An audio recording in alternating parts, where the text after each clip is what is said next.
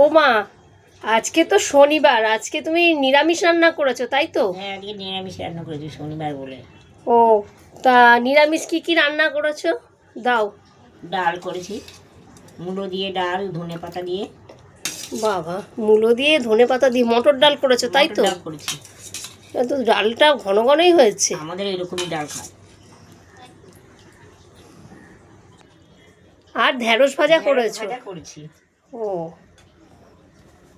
আর নিরামিষই দিনে রান্নার ঝামেলা, বেশি বেশি করে না রান্না করলে হয় না, মাছ করলে ঝামেলা হয় না। আর শুক্তো করেছি।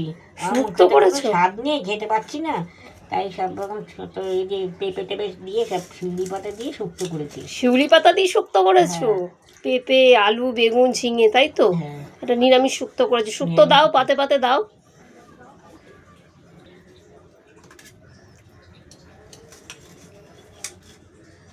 ব্যাস ব্যাস, আমাকে আর দিও না। শুক্তোটা খেলে তোমার মুখটা ছাড়বে, কিন্তু তুমি তো ওই খেতে জন্য তো পারছো না। করলাম। আর এটা কি করেছো? আর এটা আলু কপির তরকারি করেছি। ফুলকপি দিয়ে আলু দিয়ে তরকারি করেছো, মাখা মাখা, তাই তো?